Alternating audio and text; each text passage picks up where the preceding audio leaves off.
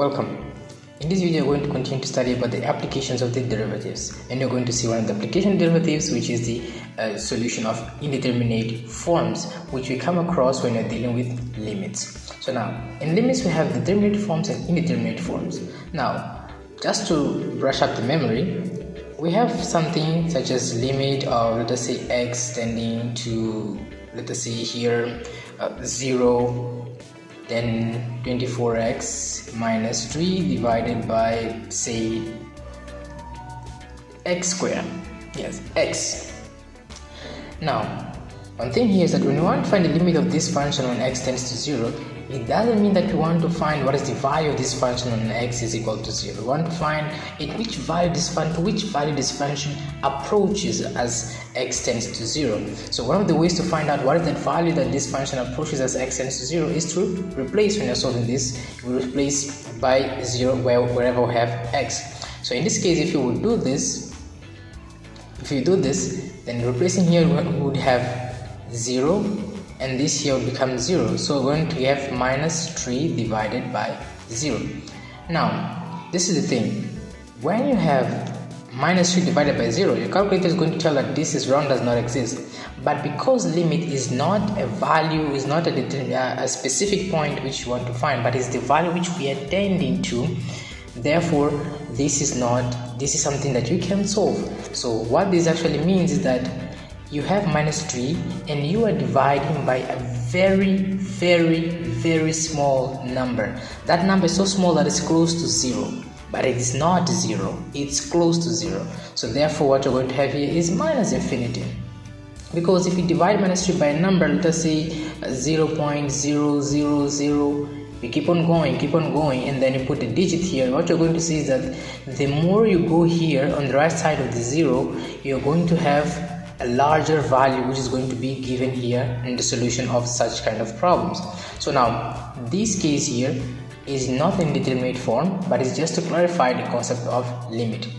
Now, what is an indeterminate form? Sometimes it's not possible to solve this kind of problems or limits and then have some simple answer as this. Let us say, for example, you have limit when x tends to 0, x can tend to any value of 1 minus cos x divided by x squared. This is a function dividing another function.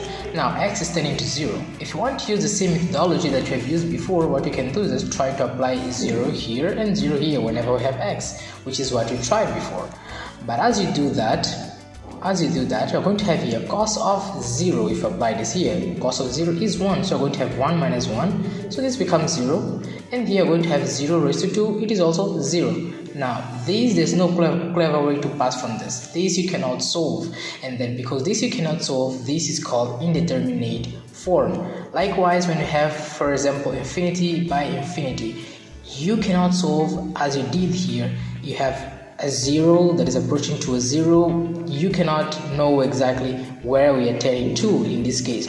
To solve problems like these ones, which we cannot know exactly where we are tending to, we use a rule called L'Hopital rule. What the L'Hopital rule says: imagine you have a limit of a function in which you have x that tends to, let us say, a, and then you have here a function f of x dividing by a function h of x. Now, if this function here gives you a situation like this, in another situation in which you have an indeterminate form that you cannot find simply as we did here, then you use the L'Hopital rules by doing this. You make it's going to be equal to the limit when x tends to that same constant a of f dash of x. So the first derivative of the function in the denominator and the function in the numerator. Then this is called L'Hopital rule, which means that if you keep differentiating these functions individually here and here, at some point you're going to have a finite, you're going to have what is the result of to which point your function is tending. Now, there are many indeterminate forms, which are the forms in which we have to use L'Hopital's rule.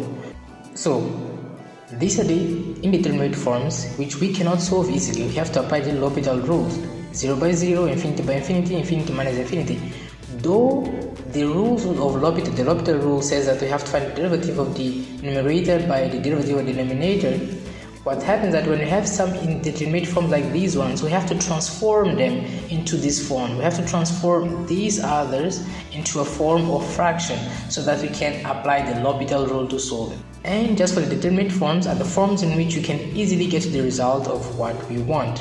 In the next videos, we're going to solve some problems which are going to involve the L'Hopital rule. Not even do need to do that. Now, how would we solve this problem here?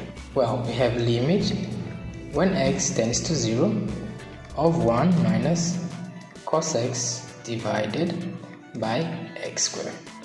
Now we have to apply this because we have this kind of the indeterminate form, which is this one. So we're going to have limit when x tends to 0 of derivative of this. Derivative of the 1 is 0, then this we're going to have minus derivative of cos minus sine x divided by 2x. Now if you see this, it's going to become positive here. Then we're going to have sine of, if you replace this now, we're going to have sine of 0 divided by 2 into 0. It is going to give us again 0 by 0, which is another indeterminate form that we cannot solve. So we have to continue applying the L'Hopital rule till we find a determinate form or a constant. Now we're going to have limit when x tends to 0.